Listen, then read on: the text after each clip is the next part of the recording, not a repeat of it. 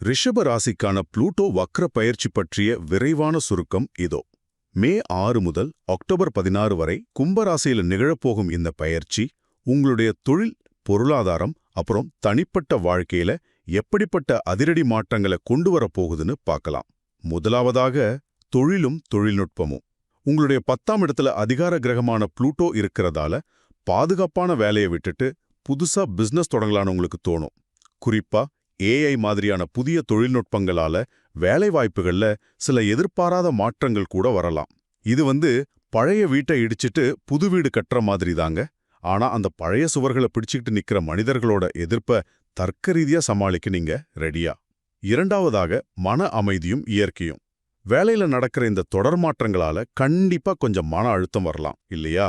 அதனால 12ஆம் வீட்ல இருக்கிற நெப்டியூன் உங்களை தியானம் பண்ணவும் இயற்கையோட கொஞ்சம் நேரம் செலவழிக்கவும் கூப்பிடுது. புது வாழ்க்கையில ஜெயிக்கணும்னு நாம இவ்ளோ வேகமா ஓடும்போது இயற்கையோடு இணைந்து உங்களை நீங்களே ரீசார்ஜ் பண்ணிக்கலன்னா உங்க எனர்ஜி சீக்கிரமே காலியாயிடும். சரியா? இறுதியாக நிதிநிலையும் புதிய உறவுகளும்.